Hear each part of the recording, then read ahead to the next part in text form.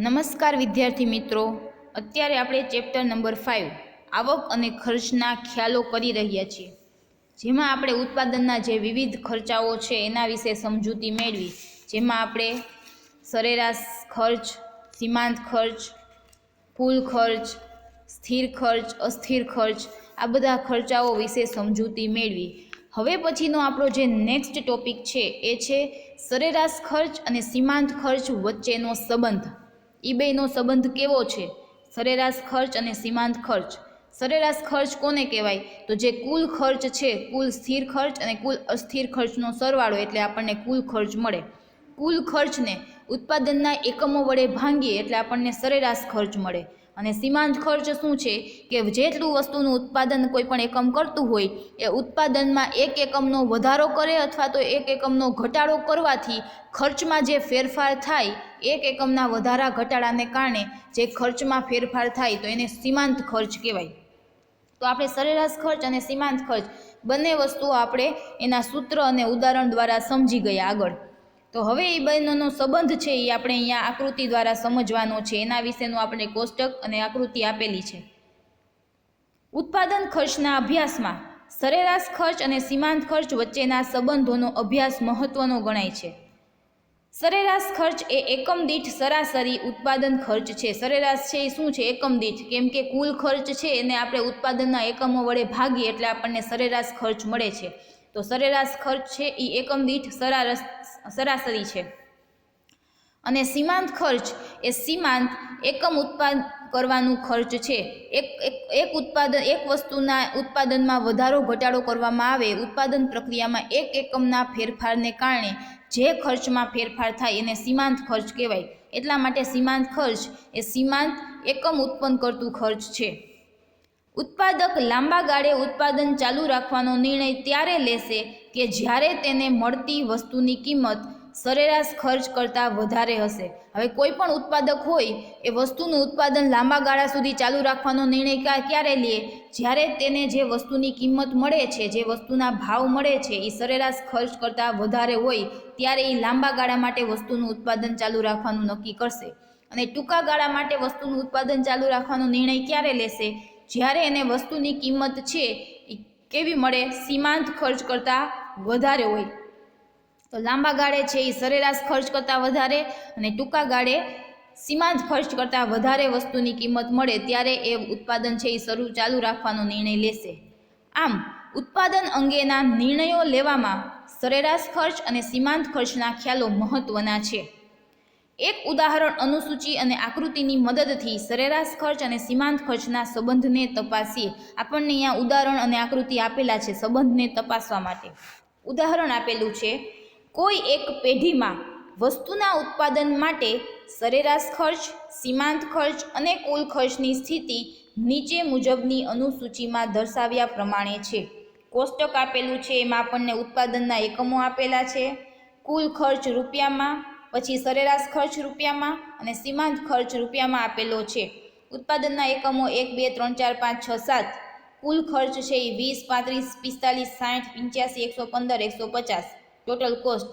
હવે સરેરાશ ખર્ચ કેવી રીતના મળે આપણને? કુલ ખર્ચ ભાંગ્યા ઉત્પાદનના એકમો. તો 20 ભાગ્યા 1 કરીએ એટલે સરેરાશ ખર્ચ 20. પછી 35 ભાગ્યા 2 કરો એટલે 17.5 આવે. 45 ભાગ્યા 3 કરો એટલે 15 આવે. 60 ભાગ્યા 4 કરો એટલે 15 આવે. 85 ભાગ્યા 5 કરો એટલે 17 આવે. પછી 115 ભાગ્યા 6 કરો એટલે 92.2. 150 ભાગ્યા 7 એટલે 21.5. તો આવી રીતના સરેરાશ ખર્ચ મળે. સીમાંત ખર્ચ કેવી રીતના મળે? તો સીમાંત ખર્ચ MC શોધવા માટેનું આપણને સૂત્ર આપેલું હતું કે MCN = TCN - TCN - 1. જ્યાં આપણે N છે અહીંયા ઉત્પાદનના એકમોમાં જેટલો ફેરફાર થાય, એકમોમાં જેટલો વધારો થાય એ મૂકવાનું હતું. એકમોની સંખ્યા N એટલે એકમોની સંખ્યા હતી. તો તમે એ પ્રમાણે સૂત્રમાં તમે N એટલે એકમો છે એ મૂકતા જાઓ તો આપણને સીમાંત ખર્ચ છે એ મળે. એટલે એવી રીતના સીમાંત ખર્ચ છે એ ગોતેલો છે. હવે આના પરથી આકૃતિ કેવી રીતના દોરાણી? અનુસૂચિમાં દર્શાવ્યા મુજબ જેમ જેમ ઉત્પાદનનું પ્રમાણ વધે છે, શરૂઆતમાં સરેરાશ ખર્ચ અને સીમાંત ખર્ચ બંને ઘટે છે. હવે આકૃતિમાં આપણને શું જોવા મળે છે કે જેમ જેમ ઉત્પાદનના એકમો વધે એમ શરૂઆતમાં સરેરાશ ખર્ચ અને સીમાંત ખર્ચ બંને રેખાઓ છે એ નીચેની તરફ જાય છે, એટલે એ રીતના બંને છે એ ઘટતા જાય છે. તેનું કારણ ત્યારે વધતી પેદાશનો નિયમ લાગુ પડે છે. તે ઉત્પાદનના ચોથા એકમે, જે ચોથો એકમ છે ત્યાં સરેરાશ ખર્ચ અને સીમાંત ખર્ચ સરખા થાય. ત્યાં બંને ખર્ચ છે એ કેવા થયા? સરખા. બંને ત્યારે 15-15. ચોથું એકમ આવે જ્યારે 60 કુલ ખર્ચ હોય ત્યારે બંને સરેરાશ ખર્ચ પણ 15 અને સીમાંત ખર્ચ પણ 15. એટલે જે સી છે ત્યાં બંને એકમો છે એ કેવા થયા? સરખા થયા. બંને ખર્ચાઓ છે ત્યાં સરખા થયા ત્યારે સરેરાશ ખર્ચ લઘુત્તમ હોય છે. ત્યારબાદ ઘટતી પેદાશનો નિયમ કામ કરતો હોવાથી સરેરાશ ખર્ચ અને સીમાંત ખર્ચ બંને વધે છે. પછી બંને વધારો સૂચવે છે. પહેલાં શરૂઆતમાં બંને ઘટાડો તરફ નીચેની તરફ જાય છે, પછી સી બિંદુએ એટલે કે ચોથા એકમે બંને સરખા થાય છે, પછી બંનેમાં વધારો થાય છે. અને જે આપણે નીચે આકૃતિમાં જોઈ શકાય, આકૃતિમાં OX ધરી ઉપર ઉત્પાદનનું પ્રમાણ અને OY ધરી ઉપર સરેરાશ ખર્ચ અને સીમાંત ખર્ચ દર્શાવવામાં આવેલા છે. પહેલાં આપણે સરેરાશ ખર્ચની રેખા કરી લેવાની, બિંદુઓ છે એ પ્રમાણે દોરી અને એને જોઈન્ટ કરી લેવાની. પછી સીમાંત ખર્ચના બિંદુઓ છે એ કરી અને એને જોઈન્ટ કરતી રેખા છે એ બનાવી લેવાની. હવે બંને ખર્ચાઓનો નિબંધ અહીંયા જો MC સીમાંત ખર્ચની રેખા અને AC સરેરાશ ખર્ચની રેખા આપણને આકૃતિમાં જોવા મળે છે. હવે એના સંબંધો આપણને અહીંયા આપેલા છે. એમાં પહેલો સંબંધ છે એ સીમાંત ખર્ચ લેસ ધેન સરેરાશ ખર્ચ, એટલે MC લેસ ધેન AC. સીમાંત ખર્ચ છે એ AC કરતાં ક્યારે ઓછો હોય? શરૂઆતમાં સરેરાશ ખર્ચ ઘટે છે ત્યારે સીમાંત ખર્ચ પણ ઘટે છે, પરંતુ સરેરાશ ખર્ચના ઘટાડા કરતાં સીમાંત ખર્ચનો ઘટાડો ઝડપી હોવાથી સરેરાશ ખર્ચની રેખા કરતાં સીમાંત ખર્ચની રેખા કેવી છે? નીચી છે. જો સરેરાશ ખર્ચની રેખા કરતાં સીમાંત ખર્ચની રેખા આપણને નીચી દેખાય છે.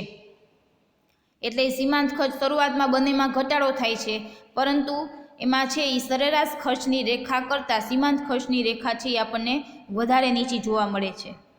પછી સીમાંત ખર્ચ ઇઝ ઇક્વલ ટુ સરેરાશ ખર્ચ. હવે બંને સરખા ક્યારે થાય? જ્યારે સરેરાશ ખર્ચ લઘુત્તમ હોય છે ત્યારે સીમાંત ખર્ચની રેખા સરેરાશ ખર્ચની રેખાને નીચેથી છેદીને પસાર થાય છે. જે સી બિંદુ છે અહીંયા છેદે છે. એ સમયે સરેરાશ ખર્ચ અને સીમાંત ખર્ચ બંને સરખા થાય છે. જ્યાં છેદે છે જે સી બિંદુ, અહીંયા બંને કેવા થાય છે? સરખા. બંને 15-15 એકમ. સરેરાશ ખર્ચ ઇઝ ઇક્વલ ટુ સીમાંત ખર્ચ થાય છે, એટલે ત્યારે બંને સરખા થયા. હવે સીમાંત ખર્ચ ગ્રેટર ધેન સરેરાશ ખર્ચ, MC ગ્રેટર ધેન AC વધારે ક્યારે થાય છે? જ્યારે સરેરાશ ખર્ચની રેખાને સીમાંત ખર્ચની રેખા છેદીને પસાર થાય છે ત્યારબાદ બંને ખર્ચાઓમાં વધારો થાય છે. એ સમયે સરેરાશ ખર્ચના વધારા કરતાં જે સીમાંત ખર્ચનો વધારો છે એ કેવો છે? ઝડપી છે. માટે સરેરાશ ખર્ચની રેખા કરતાં સીમાંત ખર્ચની રેખા આકૃતિમાં ઉપર તરફ, આપણે જે સીમાંત ખર્ચની રેખા છે એ સરેરાશ ખર્ચની રેખા કરતાં કેવી છે?